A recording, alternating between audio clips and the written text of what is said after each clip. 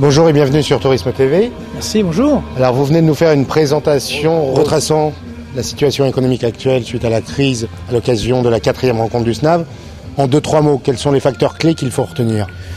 Les facteurs clés, c'est que cette crise est avant tout évidemment une crise d'un système, notamment, je dirais, des produits trop complexes, etc., qu'on ne savait plus maîtriser, donc il faut évidemment aujourd'hui payer, mais c'est surtout une crise de confiance. Donc je pense que la vraie difficulté que nous avons aujourd'hui, c'est que malheureusement on n'arrive pas à sortir de ce pessimisme ambiant, alors que pourtant, c'est vrai qu'il ne faut pas se voler la face, la situation est relativement grave, il y aura encore une traversée du désert économique, notamment en France, en Europe, pendant 6 mois, mais néanmoins, il y a de plus en plus d'espoirs qui sont en train de s'installer, c'est-à-dire que tous les éléments qui nous faisaient très peur il y a quelques mois sont en train de disparaître. Par exemple, il y a quelques mois, on craignait l'hyperinflation. Maintenant, l'inflation recule.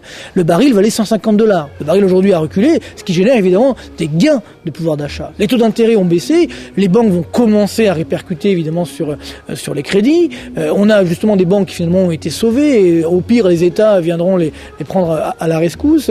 Donc tout ça fait que globalement, on a une situation, sans oublier évidemment la relance budgétaire, j'ai oublié au niveau mondial, tout ça fait qu'on a une situation où après donc 6 mois encore difficiles, on va avoir un redémarrage, je pense, assez net aux États-Unis dès le printemps-été 2009. Donc oui, c'est assez rapide et ça arrivera évidemment toujours avec un peu de retard, avec moins d'ampleur en Europe à partir de l'automne 2009. Quel impact cela va avoir, spécialement pour les opérateurs du monde du voyage ? Alors, sur le tourisme, globalement, et sur le voyage au sens large, il est clair qu'on a déjà des éléments favorables. Par exemple, la baisse des prix du baril, évidemment, ceci génère une amélioration des coûts, notamment pour les avionneurs et autres, parce qu'ils ont moins à payer. Donc ça peut même je dirais permettre d'avoir davantage de marge, donc ça c'est plutôt positif. Mais surtout, il faut bien comprendre qu'aujourd'hui on a une croissance mondiale qui certes est en train de ralentir, mais qui va redémarrer progressivement d'abord aux États-Unis, qui sont évidemment les leaders de ce point de vue-là, notamment d'ailleurs également au niveau touristique, qu'on aura aussi une situation qui va résister assez bien en Asie, malgré ce qu'on entend ici ou là. La Chine, certes ralentit, mais va très vite retrouver des niveaux de 8 à 9% de croissance, donc c'est également plutôt un bon point.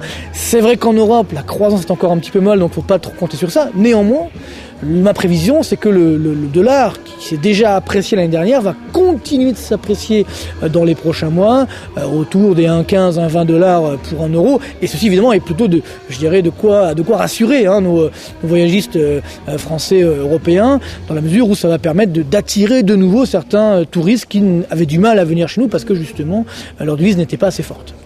L'une des caractéristiques de l'économie, c'est d'avoir plusieurs écoles. Vous avez une orientation visiblement positive de l'avenir. Qu'en pensent vos confrères et vos collègues ?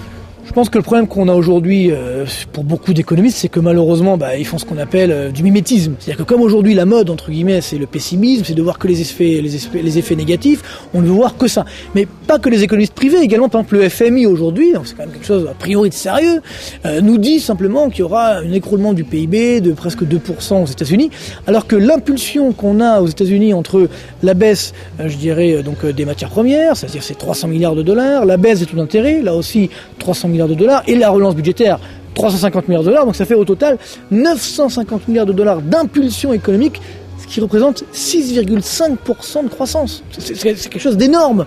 Et tout ça, le FMI dit non, ça ne se produira pas. Donc, c'est un petit peu dommage. C'est-à-dire on a aujourd'hui une volonté à la fois politique, également partisane parfois, mais parfois malheureusement également culturel, souvent chez nous d'ailleurs, de se dire non, ça va forcément être négatif. C'est vrai qu'il y a des risques, il ne faut pas se voiler la face. D'ailleurs, il faut prendre conscience de ces risques pour réagir très vite, ce qu'ont fait les États-Unis en baissant les taux d'intérêt, alors que malheureusement chez nous, on l'a fait trop tardivement et on tarde encore malheureusement aujourd'hui à le faire, on rechigne à le faire davantage, et c'est ça qui va limiter malheureusement notre prise chez nous en Europe. Mais si on a une vision plus positive, pas simplement pour vouloir être optimiste BA, mais en disant il y a des éléments négatifs, et à partir desquels on va essayer de relancer la machine au travers de la politique économique, alors là, on peut retrouver effectivement un certain espoir.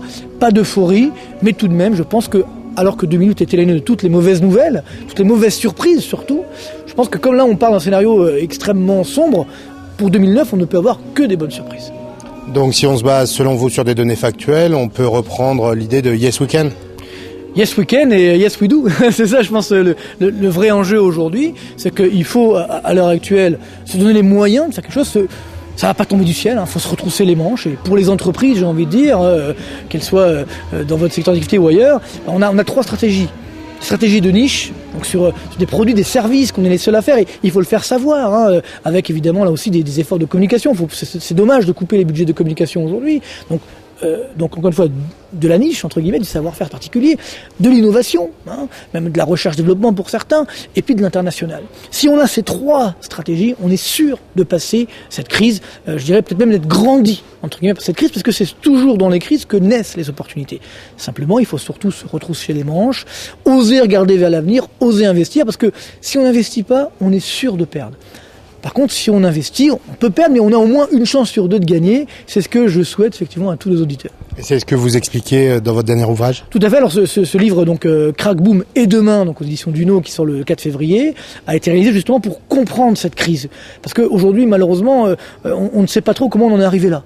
Donc c'est avant tout pour expliquer avec des mots simples, de façon très pédagogique, comment on en est arrivé là. On va voir notamment que c'est finalement une succession d'erreurs, parfois de malchance, aussi de malversation. Faut bien être franc de ce point de vue-là, mais que, in fine, c'est avant tout une crise de confiance de laquelle on peut redémarrer. Et surtout, on essaye de dresser des perspectives les plus objectives possibles, en essayant de sortir évidemment du pessimisme ambiant, tout en étant également réaliste, parce que ça c'est clair, seul l'optimisme paie. C'est un petit peu, j'ai envie de dire, le leitmotiv de ce livre, même s'il faut être réaliste. Par exemple, chez nous en Europe, aujourd'hui, il y a des dangers, mais il faut se retrousser les manches pour éviter que ces dangers ne se matérialisent et sortir par le haut de cette crise. Alors, soyez optimistes, espérons que vous ayez raison, et retrouvons-nous prochainement sur Tourisme TV. Avec grand plaisir. Merci à vous. Au revoir.